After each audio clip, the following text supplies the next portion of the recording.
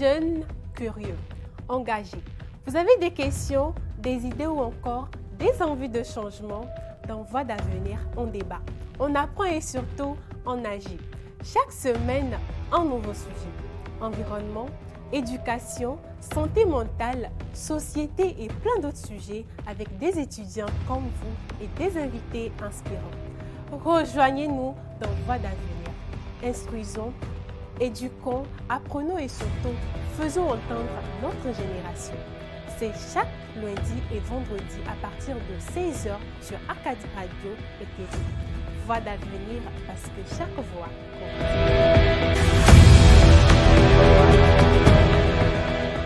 Bonjour à toutes et à tous et bienvenue dans Voix d'avenir, une émission qui porte la parole des jeunes au plus haut sommet et explore les chemins vers la réussite. Aujourd'hui, nous abordons un thème essentiel, l'importance de l'éducation dans la réussite personnelle et professionnelle. Il faut comprendre que l'éducation, ce n'est pas seulement les écoles ou les diplômes, non, ça va au-delà. L'éducation, c'est aussi l'ouverture d'esprit et la découverte de soi, la capacité à transformer nos rêves en réalité. Et pour en parler, nous recevons ici deux invités, Madame Evie Émilie et Monsieur Sronko, qui nous tiendront compagnie et qui tenteront de nous faire comprendre l'importance de l'éducation dans la vie réelle et pour un futur prometteur. Nous allons nous retourner vers la régie pour une pause musicale. L'Easy Global Success ouvre ses portes du tertiaire à l'industrie. À ESIG, nous formons les managers et les techniciens de demain. De l'économie à la communication, en passant par le commerce international et l'ingénierie, notre offre de formation est complète et adaptée aux besoins du marché du travail. Chez nous, vous apprendrez en faisant. Nos cours sont interactifs, nos enseignants sont des professionnels expérimentés et nos partenariats avec les entreprises vous offrent de réelles opportunités de stage et d'emploi. Ne tardez plus, rejoignez-nous et donnez un coup de boost à votre carrière. Easy Global Success. Votre succès, notre priorité. Alors, Madame Evie Émilie, Oui. Comment allez-vous? Je vais bien. Et vous? Ça va aussi, merci. Monsieur Sronko, comment allez-vous? Je vais très bien, D'accord. merci. Merci.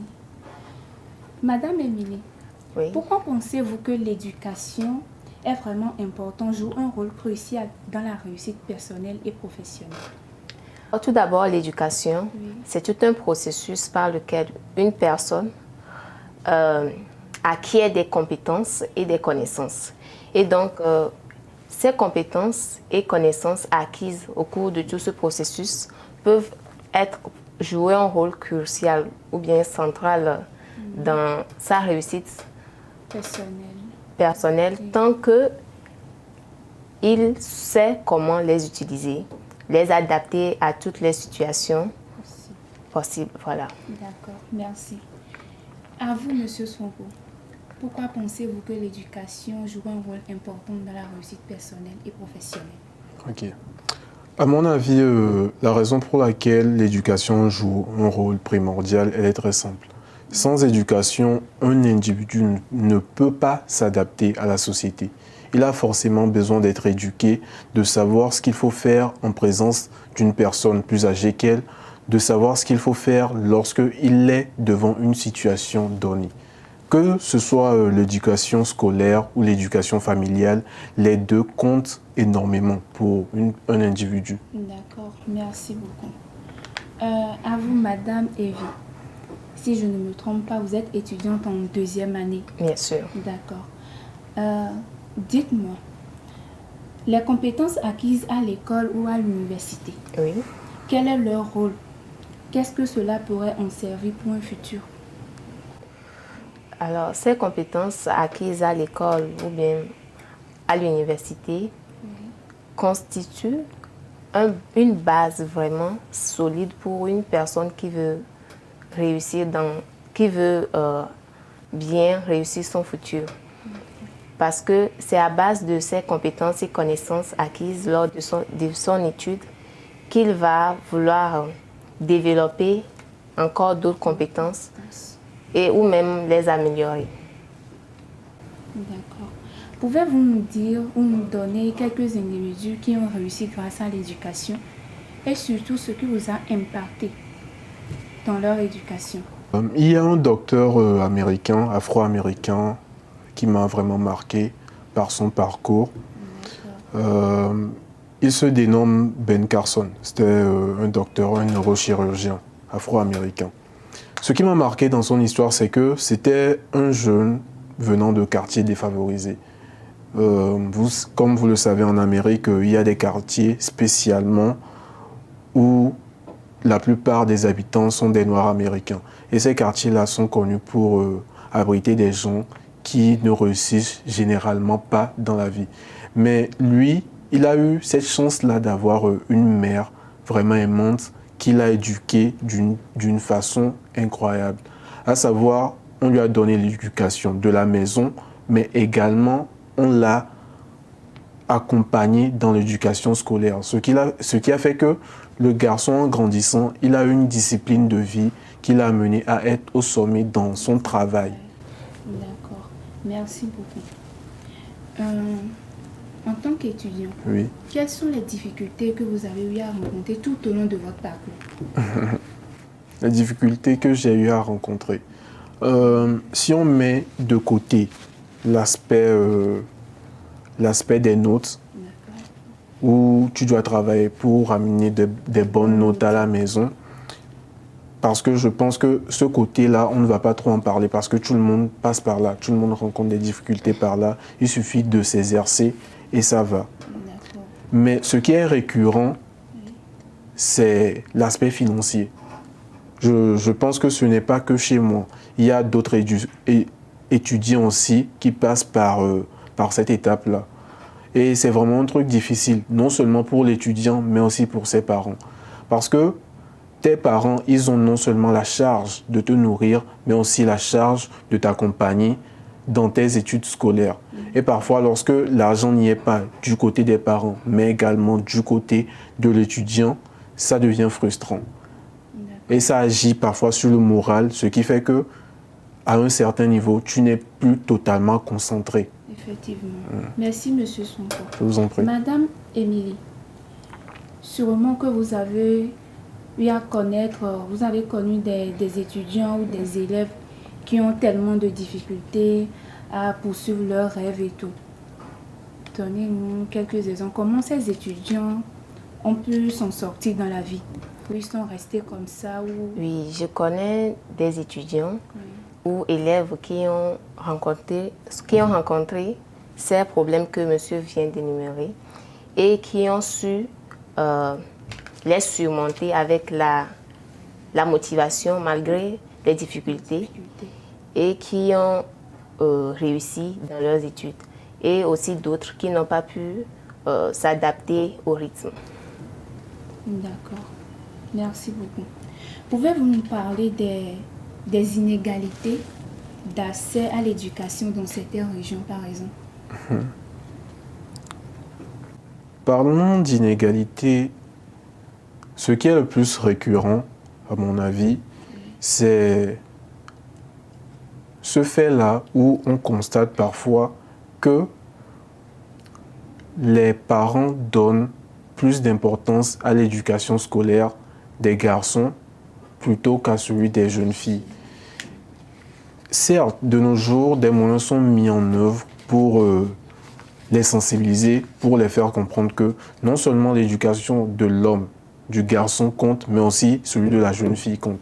Mais ce qui est dommage à observer parfois, c'est que comparé à la jeune fille, le garçon, ses études sont financées à une plus longue durée comparé à celui de la jeune fille.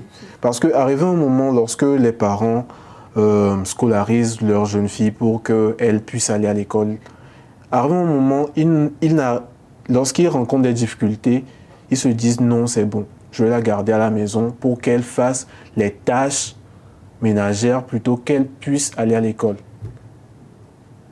Et ça, c'est vraiment désolant à voir de nos jours. Exactement. Merci à vous, Monsieur Sonko. Je vous en prie. Madame Émilie, À propos de ce que M. Swanko vient de dire, est-ce que vous pouvez nous donner quelques solutions pour y remédier? Pour remédier à ces problèmes que monsieur vient d'énumérer, il faut que l'État augmente le nombre d'établissements scolaires dans le pays et également pour faire en sorte d'élever le taux de scolarisation des jeunes filles. D'accord. Si je comprends bien, il faudrait mettre en place des organisations ou des matériels disponibles. Oui, des infrastructures scolaires. D'accord. Pour pouvoir valoriser l'étude de la jeune fille. Voilà. D'accord. Merci beaucoup.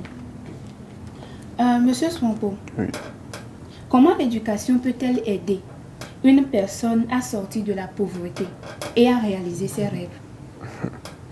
L'éducation peut aider une personne à sortir de la pauvreté de bien des manières, de différentes manières. Mais tout vient de la détermination que toi-même tu as à réussir dans la vie. Il y a certaines spécialisations que tu fais en étudiant qui t'assurent d'avoir un avenir prometteur. Mais pour certains, lorsqu'ils ont une vision qui dépasse le salaire qu'ils devraient toucher, ils ne se contentent plus de cela. J'espère que vous comprenez néanmoins ce que j'essaie de dire. Parce que pour ceux, par exemple, qui ne font pas une spécialisation, qui ne suivent pas des formations spécifiques pour avoir un avenir qui leur est assuré, ils sont obligés d'avoir la détermination et la discipline qu'il faut pour pouvoir réussir. Et ça, ce n'est pas l'école qui t'offre ça, ce n'est pas l'université qui t'offre ça, mais c'est l'éducation que tu reçois à la maison. Et lorsque, voilà, et lorsque tu l'appliques bien, il advient que tu puisses réussir les hauts la main. Merci beaucoup. Je vous en prie. Madame Evie, pourquoi est-il important de développer des compétences en lecture, par exemple, ou en pensée critique, de comment résoudre des problèmes?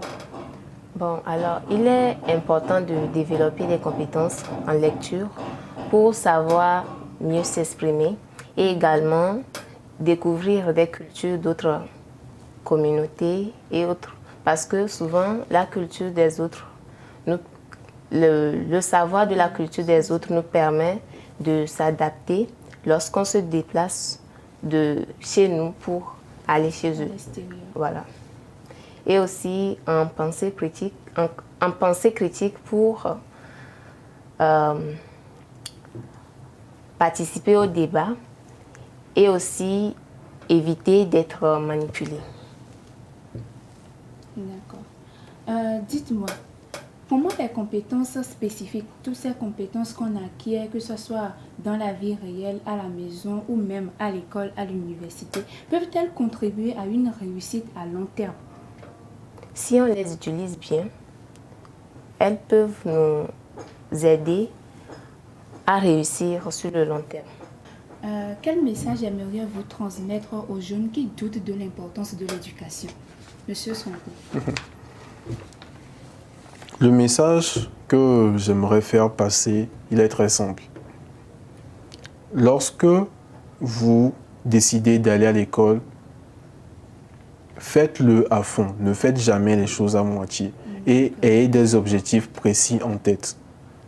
D'accord. Merci beaucoup. Alors, nous retiendrons que l'éducation va bien au-delà des murs des classes. Elle façonne notre esprit, notre manière de penser, de créer et d'agir dans le monde. Merci à vous, mes chaleureux invités, pour ce partage enrichissant. Et à vous, chers internautes, chers téléspectateurs, merci pour votre fidélité.